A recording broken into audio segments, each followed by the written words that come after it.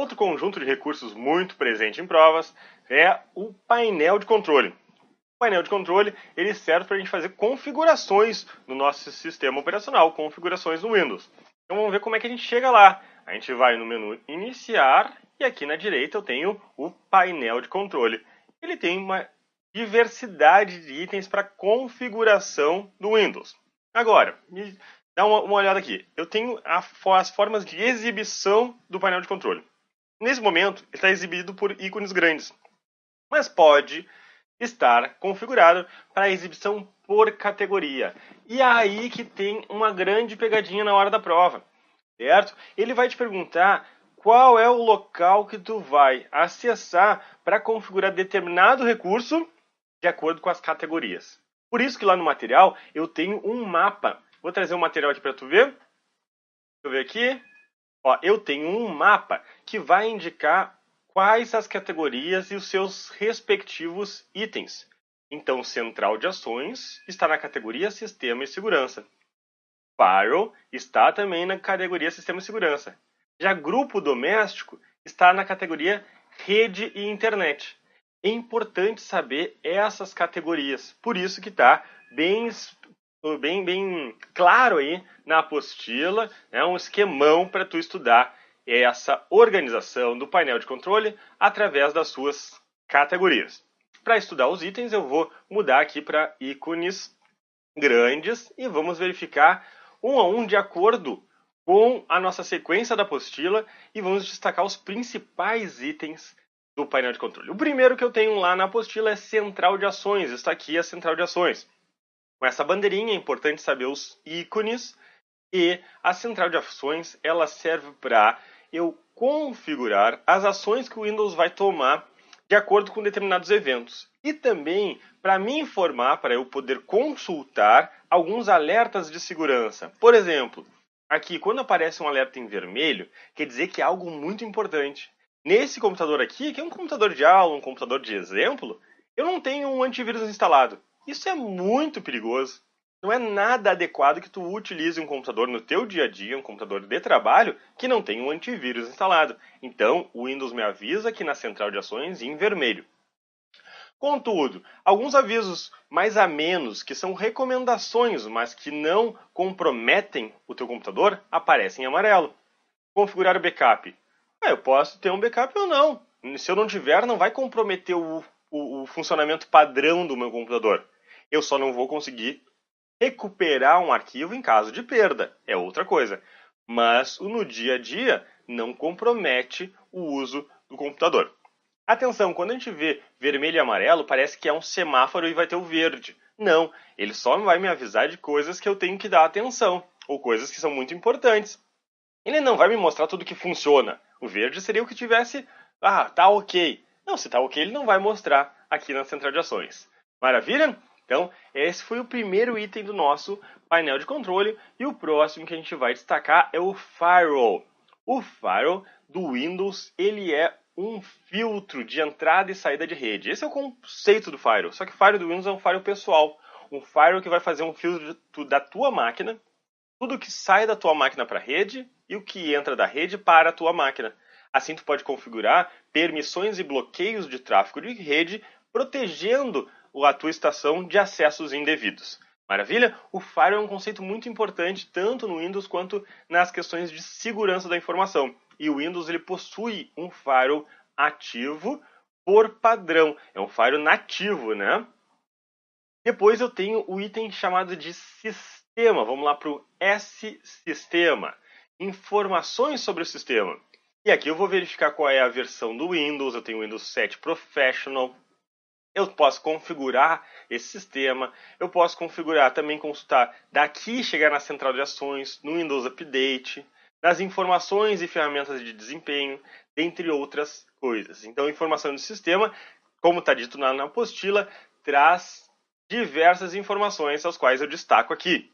Edição do Windows, sistema, a pontuação básica do índice de experiência do Windows, o nome do computador, domínio, ativação do Windows, isto é, se o Windows está ativado aqui, ele vai te mostrar a ativação porque tu pegou e instalou o Windows e validou essa cópia perante a Microsoft. Isso que significa a ativação do Windows, é validar a tua cópia perante a Microsoft. Maravilha? Então, várias informações sobre o funcionamento do sistema. O próximo a destacar é o Windows Update. Esse é um item de grande importância para a hora da prova. O Windows Update está aqui abaixo. É o sistema de atualizações da Microsoft. É o sistema que vai atualizar o Windows e seus componentes com os patches, isto é, as atualizações de erros e pequeníssimas melhorias que a Microsoft lança para os seus clientes. O Windows Update, ele, por padrão, o recomendado é que ele faça atualizações automáticas. À medida que a Microsoft lança na internet, o Windows Update vai baixar, instalar e te avisar. Ó, tem uma atualização, reinicia o teu computador. A gente não gosta disso normalmente porque parece que está atrapalhando o nosso trabalho, mas isso é um item de grande importância para a segurança do teu sistema operacional. Um sistema que não estiver atualizado, ele se torna inseguro. Isso já caiu muitas vezes em provas de concurso. Maravilha? Logo aqui do lado do Windows Update, eu quero destacar para ti o Windows Defender. O Windows Defender é o anti-malware da Microsoft, que vem por padrão nas versões mais novas do Windows. Então, as versões mais novas do Windows têm um anti-malware, que protege aqui, ó, proteção contra spyware e software potencialmente indesejado. Windows Defender, ok? Contudo, se eu instalar um antivírus de terceiros, o Windows Defender ele vai se desativar automaticamente. Porque o adequado é que tenha somente um programa anti-malware ou antivírus instalado na estação de trabalho. Maravilha?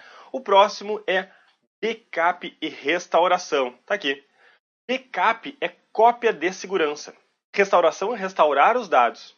Enquanto restauração de sistema tratava só do sistema, backup e restauração vai tratar dos teus dados pessoais.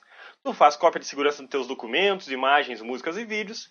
Em caso de perda, tu pode restaurar esses arquivos. Daí, backup e restauração.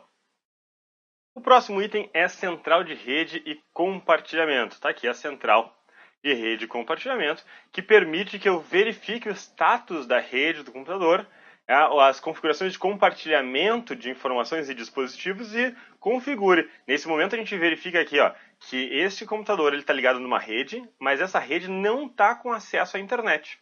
Ok? Então, verificando esse xizinho vermelho, eu verifico o status da conexão. Isso já caiu várias vezes. Tá? Eles mostram a tela e tem que fazer um diagnóstico sobre essa tela. Então, eu faço isso onde? Em central de rede e compartilhamento, um local central para eu verificar o status das informações de rede e configurar as conexões. Depois eu tenho o grupo doméstico. Então, o grupo doméstico, ele é um local para uma maneira fácil de eu configurar para o compartilhamento de informações e alguns dispositivos com as pessoas da minha rede. Mas uma rede simples. Doméstico não é só de casa, pode ser uma pequena empresa. Uma rede simples, compartilhar arquivos, pastas, impressora, coisas bem simples do teu dia a dia, de uma rede bem simples. Eu faço então através de grupo doméstico. Tem quatro tipos, de grupos domésticos. Os locais de rede, aqui eu vou botar pela apostila para ti. Uma rede doméstica, de trabalho, pública e de domínio.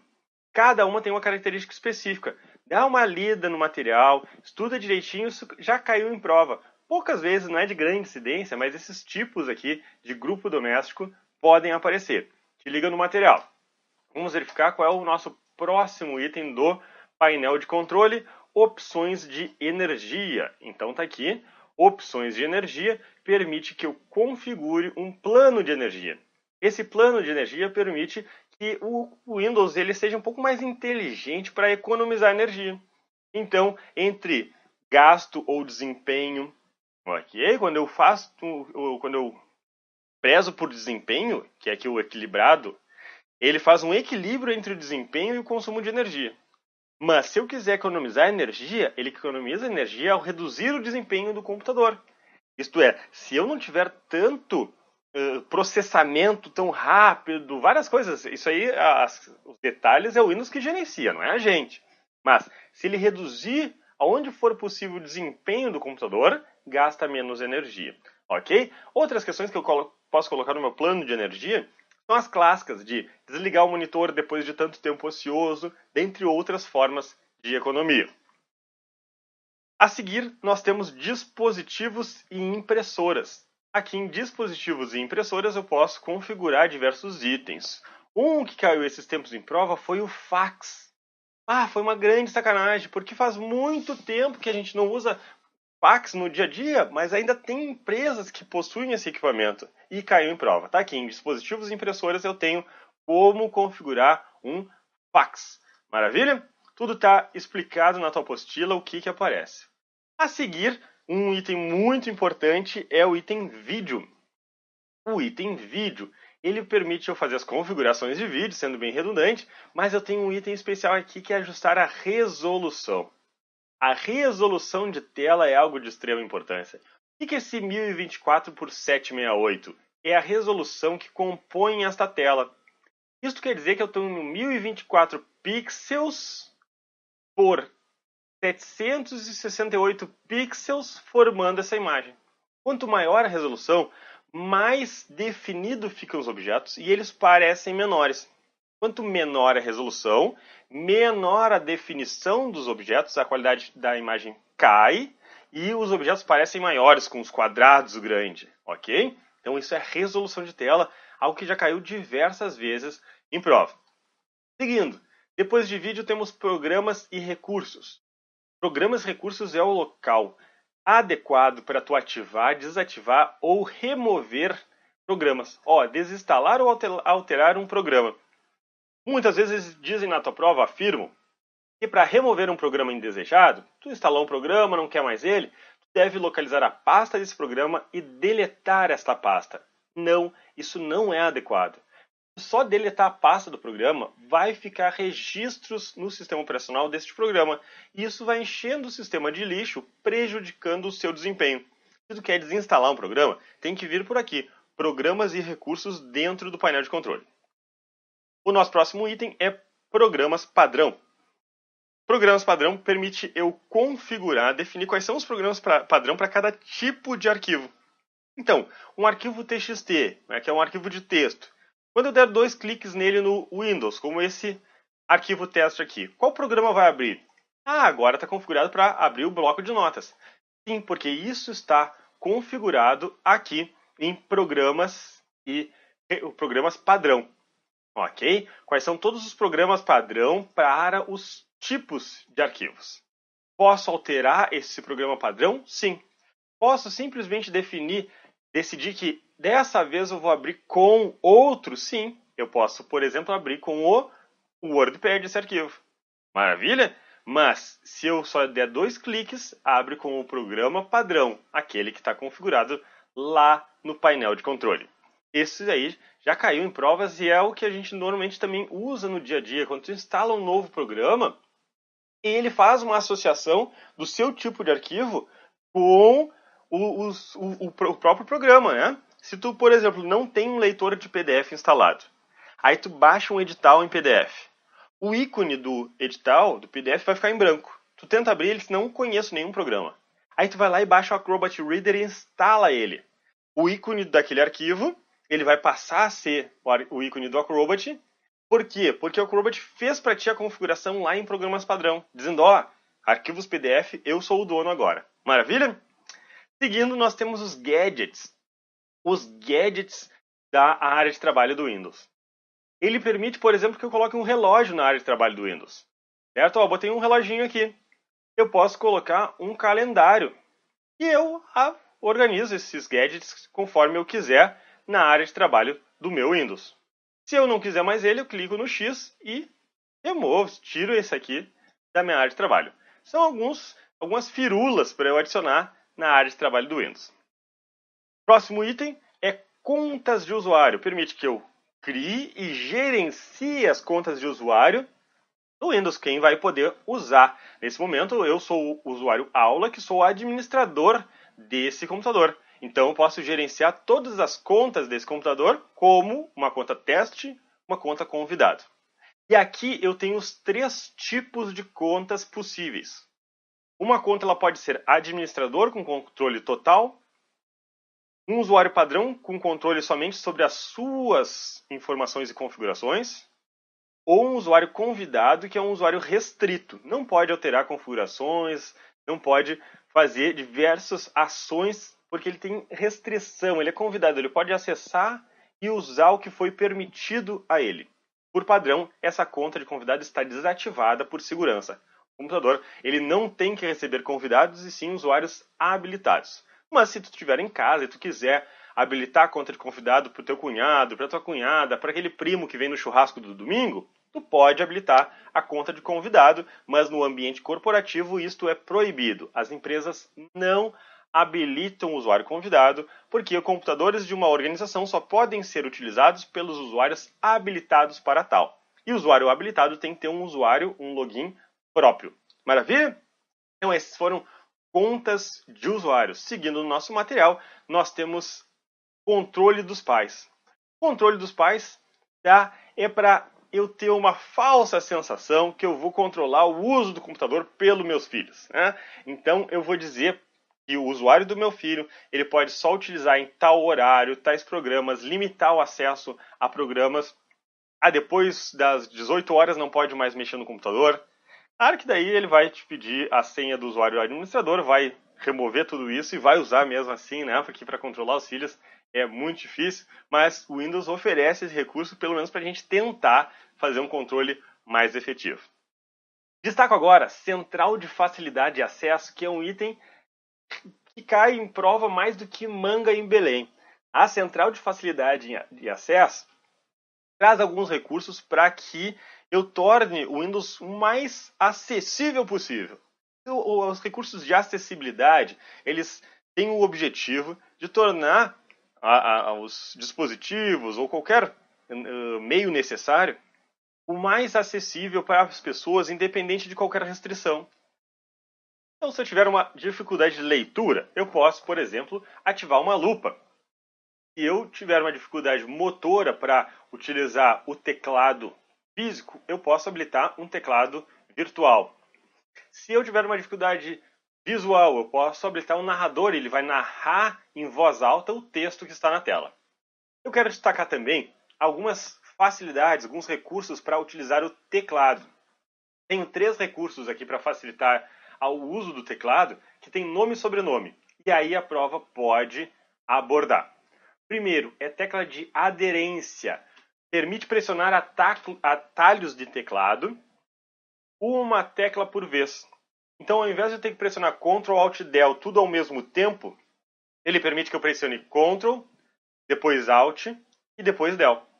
3 vezes as teclas em sequência, mas com um curto espaço de tempo, ele entende como um atalho. Se eu pressionar Ctrl, ir lá tomar um café e tal, depois eu venho aqui a pressionar o Alt e depois o Del, não vai dar. Tem que ser Ctrl, depois o Alt, depois o Del. Próximo, ativar as teclas de alternância. Então, se eu tenho dificuldade visual e eu não consigo enxergar se os LEDs, as luzes estão acesas no meu computador, quando o Caps Lock, Num Lock ou Scroll Lock estão ligados, eu ativo as teclas de alternância e quando eu ativar essas teclas, o Windows vai emitir um som. Sempre que eu ativar ou desativar o Caps Lock, Num Lock ou Scroll Lock, o Windows emite um som. Isso chama tecla de alternância. Por fim, eu tenho as teclas de filtragem. As teclas de filtragem vão ignorar ou reduzir velocidade de pressionamentos breves ou repetitivos. Então, se eu tenho um problema motor, eu vou digitar e eu aperto várias vezes a mesma tecla. Enquanto eu queria apertar uma vez só, ele vai reduzir isso. Ok? Ou se eu pressiono e deixo muito tempo apertado até largar. E aí, normalmente, ele entenderia como vários pressionamentos. Ele vai também reduzir isso. Então, tecla de aderência, alternância e filtragem tem nome e sobrenome, a prova pode te cobrar. Presta atenção. Voltando ali, nós temos ainda no nosso painel de controle, o nosso próximo item é data e hora, e eu faço a dupla entre data e hora e região e idioma. Data e hora vai mexer em tudo que é de valor de data e hora. Então, se eu quiser mudar o fuso horário vai impactar no valor, né? Quando eu mudo o fuso horário, muda o valor da minha hora, podendo mudar inclusive o valor da data. E isso vai ser feito em data e hora, porque impacta no valor. Se eu quiser que o Windows sincronize o seu horário diretamente com o servidor da internet, para mudar o valor, eu posso configurar aqui. Posso também configurar manualmente a data e a hora. Então, esses são os itens que impactam no valor de data e hora do meu computador. Mas se eu for em região e idioma, ao invés de eu mudar o valor da data e hora, eu vou mudar os formatos de data e hora, entre outros recursos. Então, região e idioma é para mudar o formato. Data e hora é para mudar o valor. Eu posso mudar de data, de hora. Eu posso vir aqui e escolher qual é o local que eu estou. Teclado, idioma, modificar, alterar o teclado, dentre outras configurações. Maravilha? Então, o valor de data e hora é lá no item data e hora. Formato da data e hora, região e idioma. Maravilha? Então, pessoal, nós concluímos aqui os principais itens do nosso Windows 7. Esses são os itens de grande incidência em prova.